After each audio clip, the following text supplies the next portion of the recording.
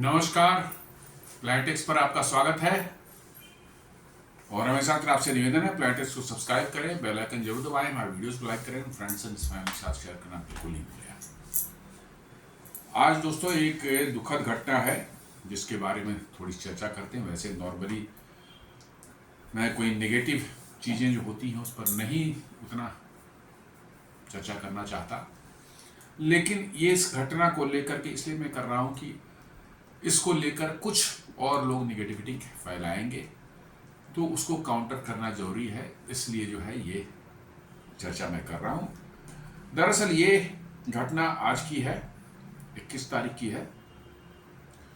Dubai में एक air show हो रहा है। जी हाँ, काफ़ी फेमस जो है दुबई एयर शो पिछले कई सालों से 10-12 सालों से दुबई एयर शो काफ़ी चर्चित एक एयर शो होता है जिसमें दुनिया के सारे देशों के बड़े बड़े मैन्युफैक्चरर्स जो है हवाई जहाज़ के जो है या ऑपरेटर्स जो है वो लाते हैं और अपने हवाई जहाज़ जो है उनके कमर्शियल प्लेन हैं, फाइटर प्लेन्स हैं, हेलीकॉप्टर्स हैं, एरो स्पेस इंजीनियरिंग के अपनी प्रोडक्ट्स को डिस्प्ले करते हैं, कलाबाजियाँ वहाँ दिखाते हैं, शो होता है, बहुत काफ़ी भीड़ जुटती है और इसका उनके बिजनेस पर एक अच्छा इम्पैक्ट पड़ता है।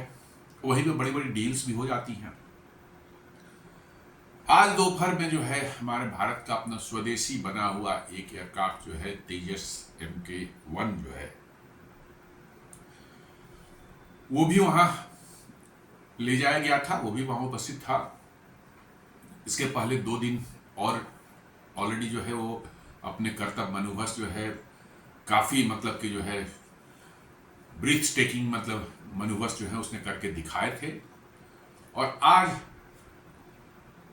फिर जो है उसका एक एयर शो हो रहा था। मैंने फ्लाइट्स में जो है करतब जो दिखाए जाते हैं, हवा में जो करतब जो है अलग अलग कलाबाजियाँ जो है हवाई जहाज जो है दिखाते हैं लोगों को, वही वो करने की कोशिश कर रहा था और करीब करीब 2:10 लोकल टाइम वहाँ के हिसाब से दुबई के 2:10 पर जो है ये एयरक्राफ्ट जो है हमारा अनफॉर्चुनेटली जो है क्रैश हो गया वहाँ पर। और क्रैश होने के साथ साथ एक और दुखद घटना है कि हमारा जो है पायलट भी जो है उससे इजेक्ट नहीं हो पाया, नहीं निकल पाया और वो भी जो है उसकी भी मृत्यु इस घटना में हो गई, जो कि ज़्यादा दुखद है। हवाई जहाज तो चलिए फिर भी आप बना लेंगे दूसरा, बट पायलट जो है दूसरा कहाँ से लाएंगे? पायलट बनाने में, ट्रेन करने में बहुत खर्च होता है, बहुत टाइम लगता है और हमारे भारतीय वायुसेना के पायलट्स की तो बात ही अलग है, उनका लेवल ही अलग है। जी हाँ, दुनिया के सारे देश मानते हैं उसकी भारतीय पायलट्स की स्किल और उनका जो प्रोफेशनलिज्म है वो एक अलग स्तर पर है और उसमें से एक पायलट को खो देना it is a very sad thing for us. तो ये टाइम्स ऑफ इंडिया का दादा कि बता रहा है कि an Indian air force light combat aircraft Tejas crash during a demonstration flight at the Dubai air show on Friday afternoon, sending thick black smokes rising from the crash site and shocking spectators. The HAL manufactured fighter jet went down at approximately 2:10 PM, मतलब कि जो है 2:10 पर करीब करीब वहाँ Dubai के time के हिसाब से क्रैश किया while performing aerial maneuvers according to officials। जी हाँ, एरियल मैन्यूवर्स कर रहे थे और उसी में जो है थोड़ी सी चूक हो गई। जी हाँ, एयर शो में चूंकि वैसे करतब दिखाए जाते हैं कि जो नॉर्मल में हमारे वायुसेना के हवाई जहाज नहीं करते, वो सब उसकी जरूरत नहीं पड़ती। उसकी जरूरत तभी पड़ती है जब डॉग फाइट में होती है, आमने सामने की लड़ाई होती है किसी दुश्मन के फाइटर एयरक्राफ्ट के साथ में, वहां पर जरूर जरूरत पड़ सकती है, लेकिन वो आजकल होता ही नहीं है क्योंकि इतने लॉन्ग डिस्टेंस से स्टैंड ऑफ वेपन आ गए हैं कि उतने नज़दीक जाने की जरूरत नहीं पड़ती और उतने नज़दीक जाने पर कोई बचेगा भी नहीं, इसलिए उसकी जरूरत नहीं पड़ती। तो वर्चुअली आप कह सकते हैं कि इस तरह के मैन्यूवर्स जो है हमारे एयरफोर्स जो है के पायलट जो है अपने एयरक्राफ्ट के साथ नॉर्मल टाइम में नहीं करते। जी हाँ, नॉर्मल टाइम में कभी नहीं करते। और एयर शो में जो कि आपको पब्लिक को दिखाना है, एयरक्राफ्ट की कैपेबिलिटीज दिखानी है, तो you take the aircraft up to extremes of its performance. जी हाँ, और that too at a very low altitude, बहुत कम ऊंचाई पर आपको करना पड़ता है क्योंकि पब्लिक को दिखे। यदि बहुत ऊंचाई पर 10,000 20,000 फीट की ऊंचाई पर आप करेंगे तो पब्लिक को दिखेगा ही नहीं कि दिखेगा आप क्या कर रहे हैं, और इसीलिए ये रिस्की हो जाता है। आप जब लो एल्टीट्यूड पर जो है, बहुत लो एल्टीट्यूड पर विजिबिलिटी बहुत अच्छी रहे, लोगों को दिखाई पड़े हर चीज जो आप कर रहे हैं, वहां पर एक माइक्रो सेकेंड का भी मिस्टेक जो हो जाता है ना, उसको रिकवर करना बहुत मुश्किल हो जाता है, इसलिए कि आपके पास हाइट है ही नहीं कि आप रिएक्ट करके एयरक्राफ्ट को फिर से दोबारा कंट्रोल में ले सके। एक बार माइक्रो सेकंड का भी मिस मैनेजमेंट आपके पायलट से हो गया, then your future is doomed, because की हाइट कम रहने की वजह से आपके पास मार्जिन ही नहीं है कि आप फ्लाइट उसको रिकवर कर पाए। यही एयरक्राफ्ट जो है यदि 10,000 फीट की हाइट पर होता तो शायद कुछ नहीं होता, यू कुड हैव इजीली मतलब taken back control of the aircraft, या एयरक्राफ्ट खराबी हुआ था, मान लीजिए फेल ही हुआ तो बड़े आराम से वो इजेक्ट भी हो जाता, कोई उसमें दिक्कत ही नहीं थी। लेकिन चूंकि एयर शो है, एयर शो में जो है इस तरह के क्रैशेस बहुत कॉमन हैं, और बहुत ही रेपुटेड एयरक्राफ्ट्स भी है ऐसे ऐसे एयर शो में जो क्रैश कर चुके हैं। तो this is not something very unusual.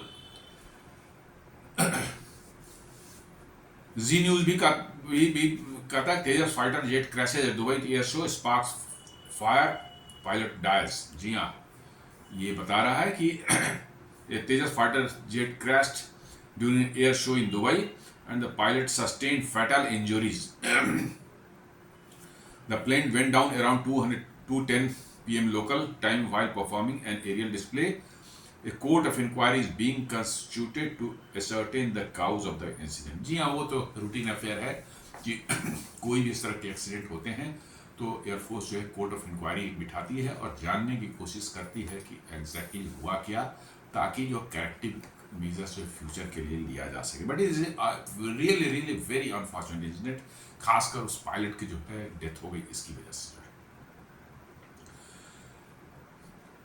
अब ये कह सकते हैं कि लोग पूछ सकते हैं क्यों हुआ, उन्हें कैसे हुआ, तो बेसिकली जो बताया जा रहा है कि ये एयरक्राफ्ट जो है एक लूप मैन्यूवर कर रहा था। लूप मैन्यूवर आप देखते हो कि बिल्कुल एयरक्राफ्ट ऊपर जाती है, जायंट सर्किल लेते एकदम जमीन के नजदीक आ जाती है, फिर वहां से रिकवर करके ऊपर होके कंप्लीट एक सर्किल बनाते हैं, इसको लूप मैन्यूवर बोलते हैं। आप हाइट पर जाते हैं, वहां से एकदम एक सर्कुलर लूप बनाते हुए जायंट्स नीचे आते हैं, जमीन के काफी नजदीक आपका हाइट हो जाता है, आ जाते हैं, और फिर जो है रिकवर करके जो है आप ऊपर जाते हैं और then you complete the circle. यही लोग बता रहे हैं कि ये complete circular loop in the sky ये बनाने की कोशिश कर रहा था, और after completing the roll aircraft should return to height level flight. जी हाँ, कंप्लीट यदि हो जाता है तो फिर जहां से शुरू किया था फिर ये ऊपर ऊंचाई पर ही अपने ऊंचाई पर पहुंच जाना चाहिए इसको। प्रॉब्लम ये हुई कि ये नीचे आया, ये रिकवरी नहीं कर पाया, परहैप्स जितना नीचे आ चुका था शायद उतना नीचे इसको नहीं आना चाहिए था, कुछ न कुछ मिस जजमेंट हुई है पायलट से, या फिर रिकवर करने का जो उसको जो है नीचे आके फिर ऊपर थ्रॉटल फिर देकर के पावर और बढ़ा के ऊपर उसको उठना चाहिए था, शायद फ्यू माइक्रो सेकेंड्स का उसने डिले किया हो, जिसके बाद एयरक्राफ्ट जो ग्रेविटी के पुल के अंदर इतना नीचे आ गई, फिर उसके लिए उठना संभव नहीं हो पाया। लेकिन वीडियो फुटेज जो बता रहा है कि नीचे आने के बाद जो है एयरक्राफ्ट जो है अपना एल्टीट्यूड मतलब अपनी ऊंचाई तेजी से खोता जा रहा था। नीचे आया और उसको उठना चाहिए था, लेकिन वो नीचे ही जाते रहा, नीचे उठने की बजाय वो तेजी से नीचे आता रहा। Within seconds the jet went nose down, बिल्कुल हम लगता है नीचे चला गया।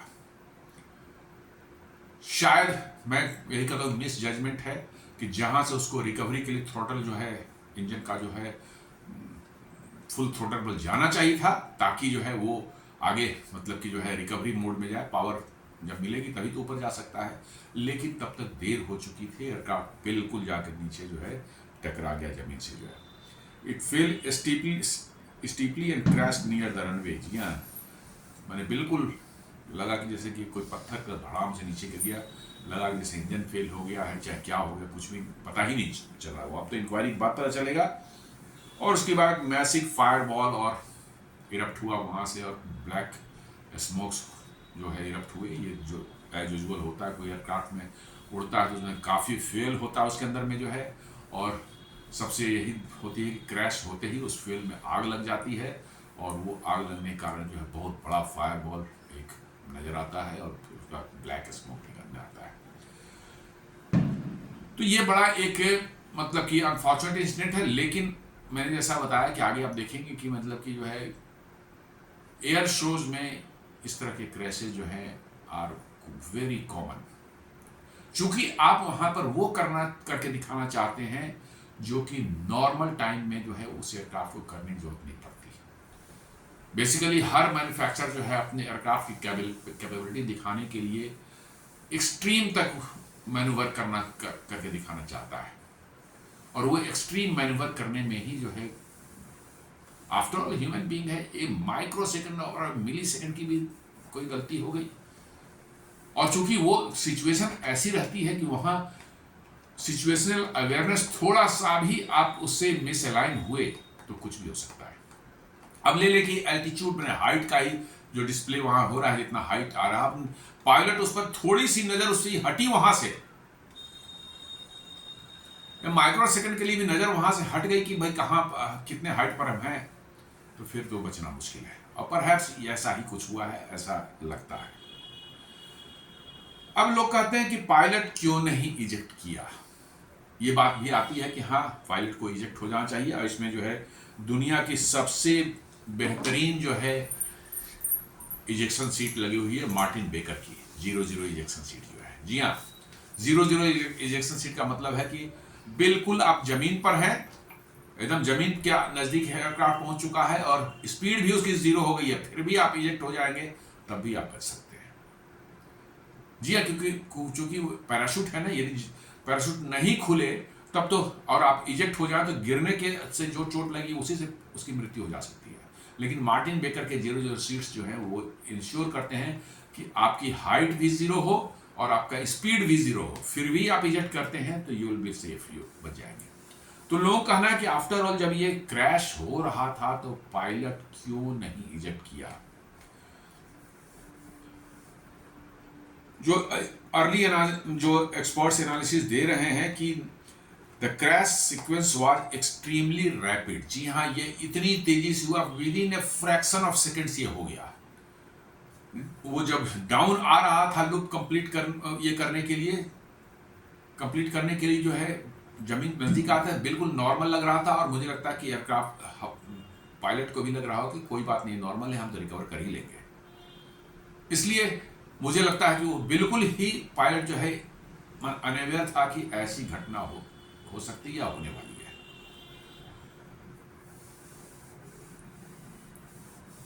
ये बेसिकली ये निगेटिव जी मैन्यूवर कैटेगरी में आता है। जी हाँ, जब आप ऊपर से नीचे आते हैं तो निगेटिव जी आप पर काम करती है, और नीचे से ऊपर जाते हैं तो पॉजिटिव जी काम करती है।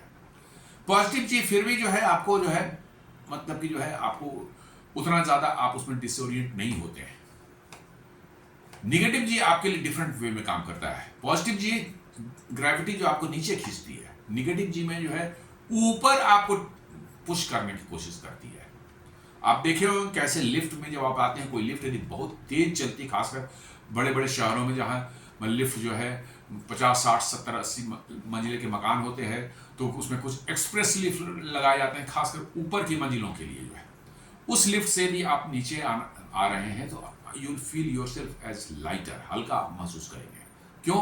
नीचे जा रहे हैं तो निगेटिव जी आप पर काम कर रहा है, और वही जब आप ऊपर जा रहे हैं तेजी से उस लिफ्ट में जो है you will feel yourself heavier, क्योंकि पॉजिटिव जी काम कर रही है।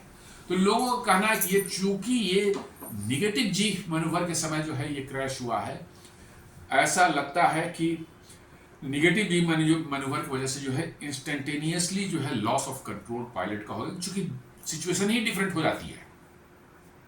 पायलट को लगेगा कि हम ऊपर पुश हो रहे हैं, और आपका ब्लड फ्लो भी, बॉडी का जो है ब्लड फ्लो भी ऊपर की तरफ पुश हो जाएगा।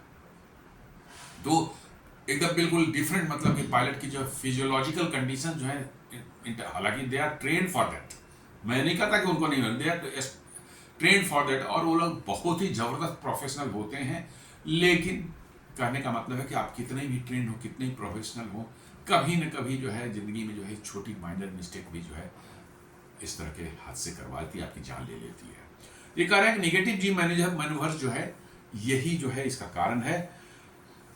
Followed by A near vertical drop, एकदम बिल्कुल जो निगेटिव जी करते करते बिल्कुल जो है आया और बिल्कुल करीब करीब वर्टिकल ड्रॉप आया, रिकवर ही नहीं कर पाया।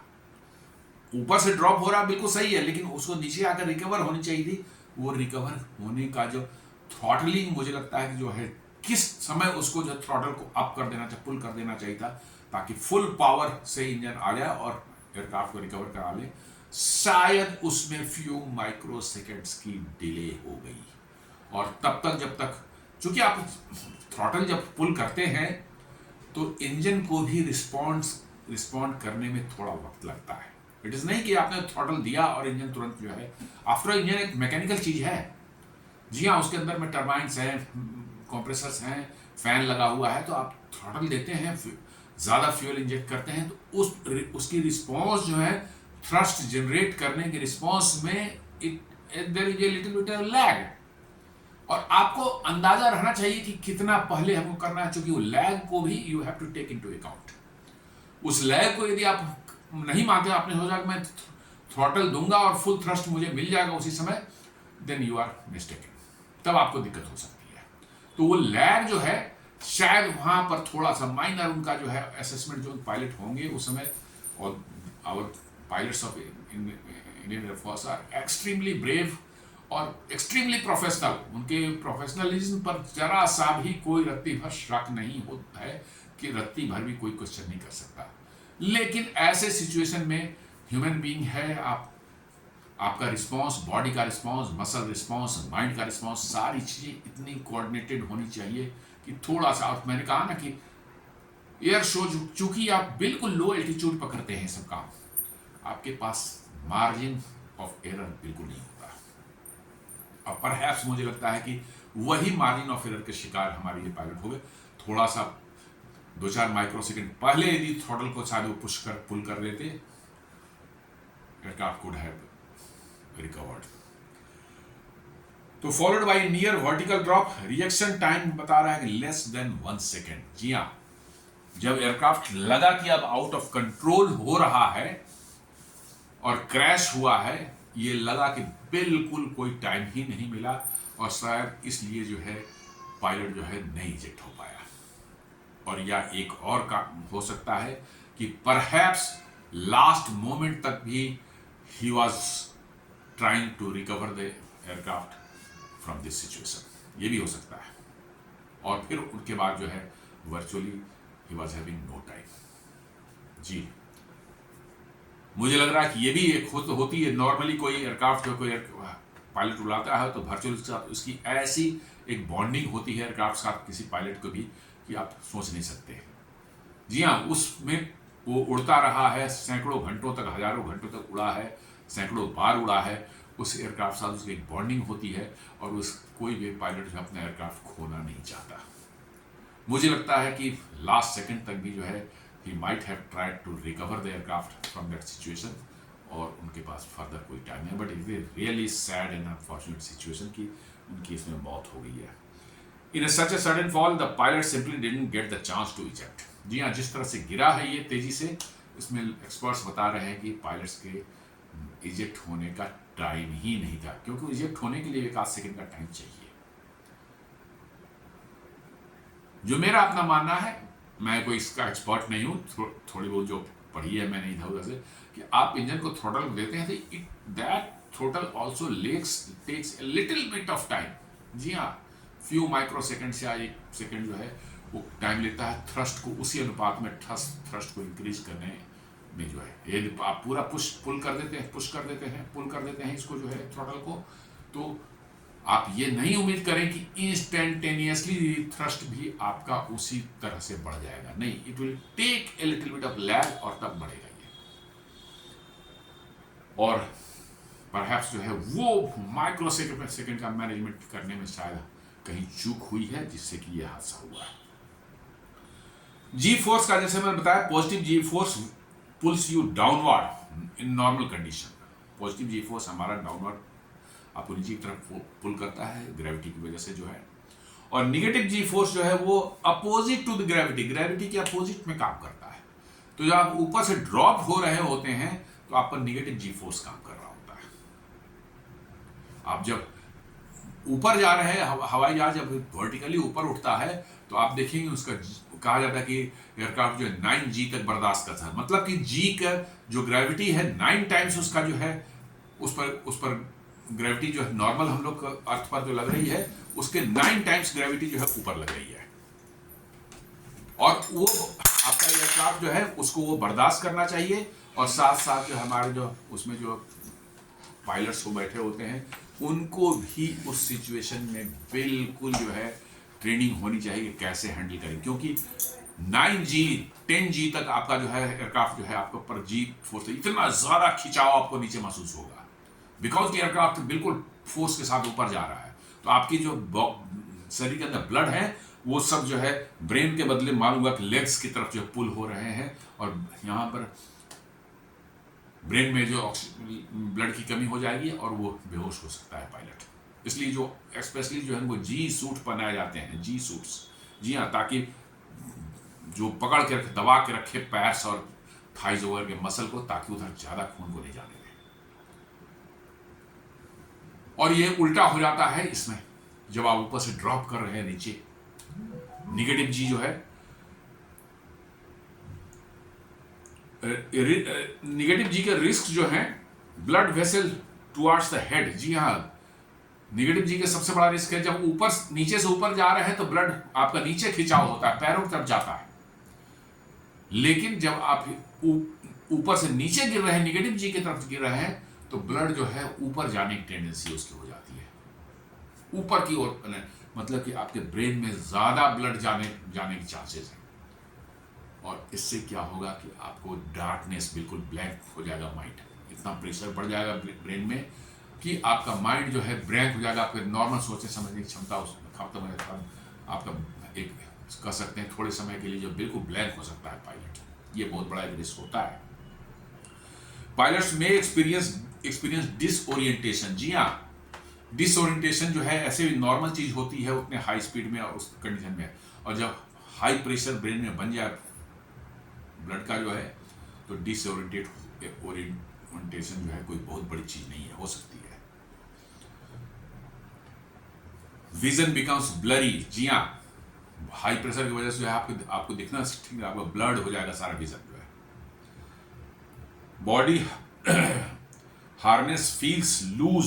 जी हाँ, मतलब कि जो आपकी जो मसल जो है वो लगा बिल्कुल एकदम हो गया, उसमें कोई स्ट्रेंथ नहीं रह गया, कोई ये नहीं रह गया, टाइटनेस नहीं रह गया, उस तरह का महसूस होगा। Handling the control becomes difficult, और उस समय जो है एयरक्राफ्ट के कंट्रोल जो आपके मसल्स जो नहीं काम कर रहे हैं ठीक से, तो एयरक्राफ्ट के कंट्रोल जो है उनको हैंडल करना जो है आसान नहीं होता। लेकिन मैं यही बोल रहा हूँ कि हमारे एयर पायलट्स जो हैं दे आर एक्सट्रीमली प्रोफेशनल, वो ट्रेंड हैं इन सब सिचुएशंस के लिए, सैकड़ों बार कर चुके हैं। मैं नहीं कहता कि ऐसा हुआ होगा, ये सब निगेटिव जी में ऐसी चीजें एक्सपीरियंस की जाती हैं, ऐसी संभावना रहती है। लेकिन मैंने जहां कहा कि एक्सट्रीमली प्रोफेशनल हमारे पायलट्स हैं, उनके लिए कोई बड़ी चीज नहीं थी है। मैं अभी मान रहा हूं कि ये फ्यू माइक्रो सेकंड्स का मिस जजमेंट है, ह्यूमन ब्रेन है, ह्यूमन मतलब जो है सारा चीज है, फ्यू माइक्रो सेकंड्स का मिस जजमेंट। और चूंकि आप बिल्कुल एयर शो में आप डिस्प्ले कर रहे हैं बिल्कुल पब्लिक के सामने, जहां पर विजिबिलिटी पब्लिक को होनी बहुत जरूरी है, उसी के लिए आप गए हैं वहां पर, तो आप बहुत नीचे एयरक्राफ्ट को उड़ाते हैं, वहां पर इस तरह के मिस्टेक्स अक्सर जो है फैटल हो जाते हैं।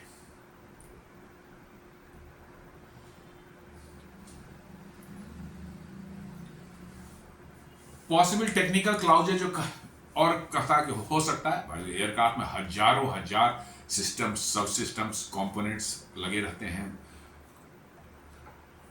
कई हजार 10-20 हजार छोटे छोटे पार्ट्स उसमें इस्तेमाल हुए हैं। कॉस्ट किसमें कब कौन खराबी आ जाए कोई नहीं जानता। पॉसिबल जो है टेक्निकल काउजेस कहते हैं, पॉसिबिलिटी है, इसका कोई ये नहीं बता रहे, कि शायद फ्लाई बाय वायर कंट्रोल जो है ओवरलोड हो सकता है या उसके रिस्पॉन्स में डिले हो सकता है।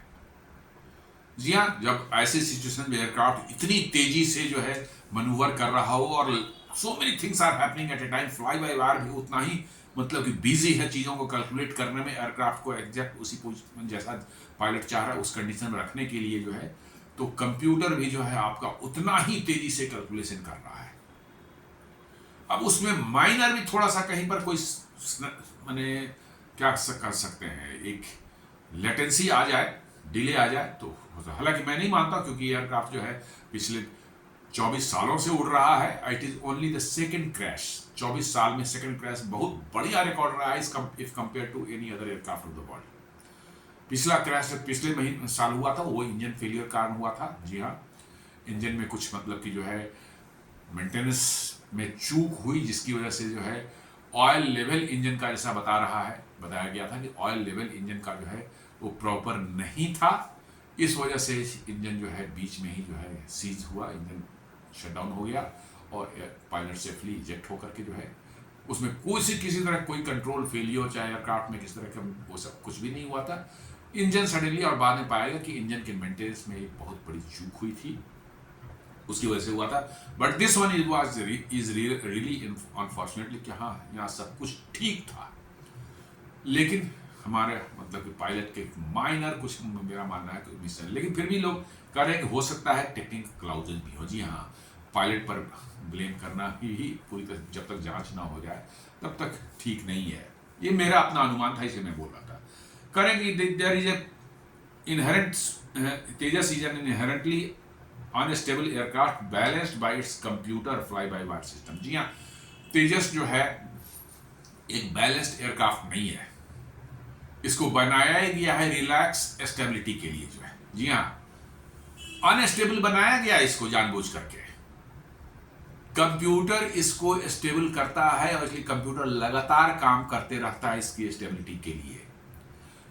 रिलैक्स स्टेबिलिटी का मतलब है कि हम इसको स्टेबल नहीं बनाएंगे, क्योंकि जब मैन्यूवर करना होता है तो स्टेबल एयरक्राफ्ट को मैन्यूवर करना बहुत डिफिकल्ट होता है। जी हाँ, स्टेबल एयरक्राफ्ट को मैन्यूवर करना बहुत डिफिकल्ट होता है, लेकिन चूंकि पहले जमाने में फ्लाई बाय वायर्स नहीं थे, सिस्टम नहीं थे, कंप्यूटर उतना वो नहीं था, तो एयरक्राफ्ट जो बनते थे वो स्टेबल बनाया जाता था उनको, उनकी डिजाइन ऐसी होती थी कि एकदम हाईली स्टेबल रहें, तभी जो है वो एयरक्राफ्ट जो है उड़ पाता था। लेकिन अब ये संभव है क्योंकि computer fly by wire system में कंप्यूटर लगातार कैलकुलेट करता रहता है और एयरक्राफ्ट में कहाँ किस उसके कंट्रोल सरफेस को क्या करना है, कैसे थोड़ा सा एडजस्ट करना है, ये सब करते रहता है। तो इवन अनस्टेबल या रिलैक्स स्टेबिलिटी वाले एयरक्राफ्ट भी जो है वो बड़े आराम से उड़ते हैं। तो ये कंप्यूटर लगातार इसमें काम करते रहता है इसकी स्टेबिलिटी को मेंटेन करने के लिए जो है। दूसरा जो है लो एल्टीट्यूड मैन्यूवर, चूंकि इसमें इतना कम टाइम रहता है कि आपको जरा सा भी माइनर मिस्टेक जो है एकदम बिल्कुल आपको जो है टाइम नहीं देता, चूंकि लो एल्टीट्यूड पर आप उड़ रहे हैं, बिकॉज की पब्लिक को दिखाना है आपको।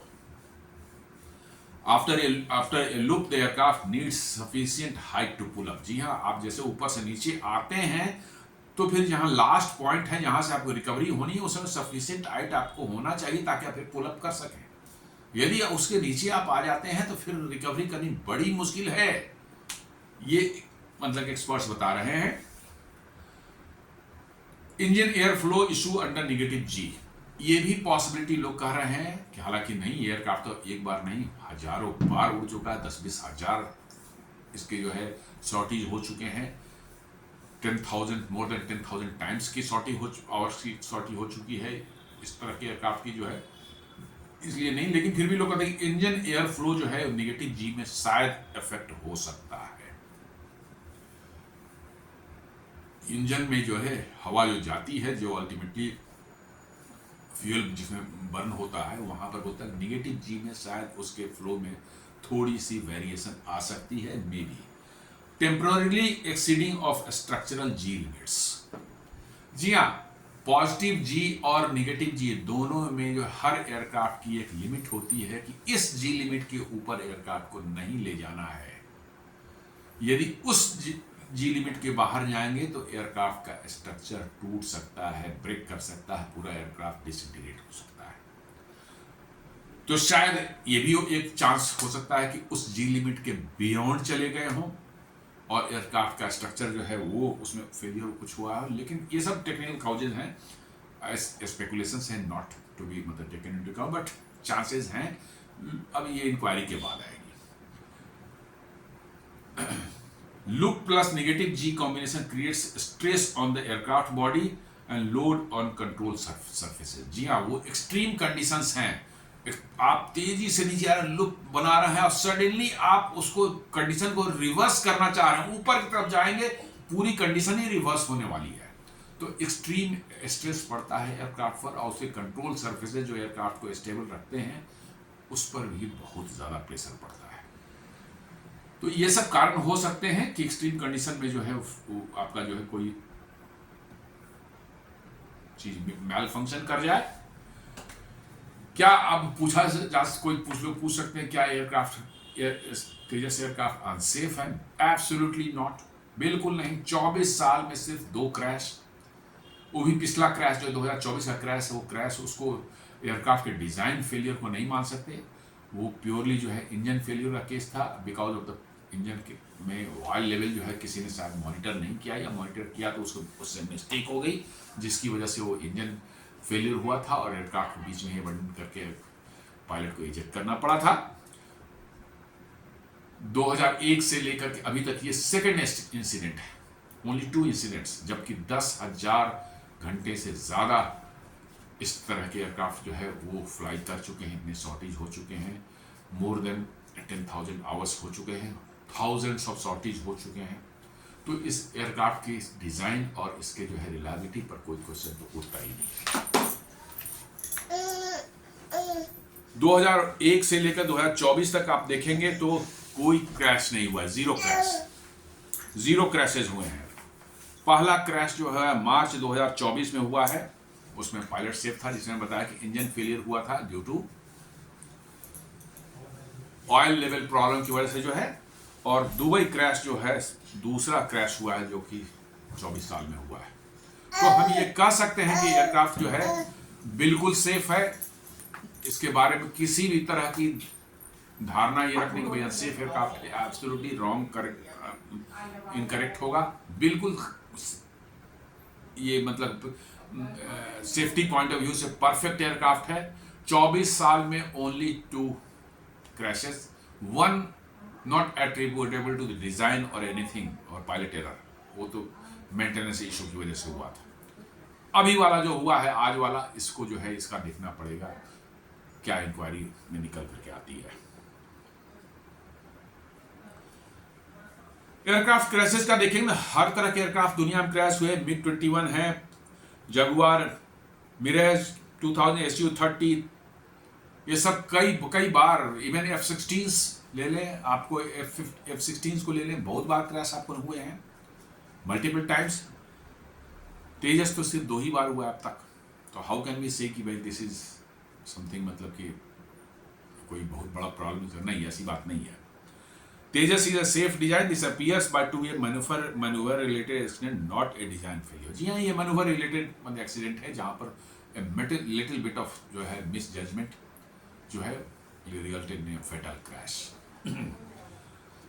एयर शो जो है एक्सट्रीमली, जैसे मैंने बताया, एक्सट्रीमली हाई रिस्क, मतलब कि जो है का मैंने वो होता है, एक्टिविटी होती है।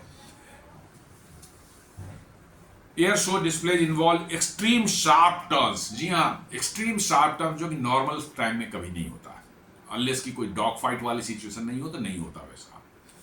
सडन क्लाइम्स, जी हाँ, सडन आप ऊपर उठना शुरू करते हैं, इंजन जो है बिल्कुल एक्सट्रीम अपने जो है परफॉर्मेंस पर काम करता है, एयरक्राफ्ट के कंट्रोल्स भी अपने एक्सट्रीम पर होते हैं। लो एल्टीट्यूड फ्लाइंग, बहुत लो पर आप फ्लाई करते हैं ताकि लोगों को सब कुछ आपका दिख सके, क्योंकि दिखाने के लिए ही एयर शो होता है। तो बहुत लो एल्टीट्यूड पर सारे फ्लाई होते हैं। और टाइट लूप्स एंड रॉल्स, जी हाँ, इतने टाइट लूप्स आप लेते हैं, एयरक्राफ्ट जो है उल्टा भी उड़ता है, ऐसे भी उल्टा, हर तरह से रोल भी करता है, हर तरह की परफॉर्मेंस आप दिखाते हैं। तो वर्चुअली वहाँ एयरक्राफ्ट जो है अपने एक्सट्रीम लिमिट तक काम करते हैं, इसलिए चांसेस ऑफ एरर और chances of accidents are always there. आप देखेंगे वर्ल्ड वाइड जो है जेट्स जो है एयर शो के दौरान जो क्रैश हुए हैं उसमें F-16 भी हैं, यूरोफाइटर हैं, Su-27 हैं, मिरेज 2000 हैं। हर तरह के एयरक्राफ्ट जो हैं एयर शो में जो है बड़ी संख्या में कई बार जो है क्रैश किए हैं। चूंकि एयर शो नॉर्मल ऑपरेशन नहीं है, वो बिल्कुल एकदम एक्सट्रीम आप दिखाना चाहते हैं अपने एयरक्राफ्ट का, इसलिए इस गलतियां होती हैं और एयरक्राफ्ट क्रैश करते हैं। सो ये बहुत मतलब अनयूजुअल कुछ ऐसा नहीं है क्रैश होना, जो अनयूजुअल नहीं है। हाई परफॉर्मेंस सिचुएशन में जो है एयर डिस्प्लेज जहाँ पर एयर शोज होते हैं, जहाँ पर high extremely high performance aircraft की दिखानी पड़ती है आपको, वहाँ पर इस तरह के क्रैश होना कोई बहुत अनयूजुअल चीज़ नहीं है, वह बात नहीं है। तो अब कहता है कि क्या ये एयर क्रैश जो एयर तेजस प्रोग्राम पर कोई असर डालेगा?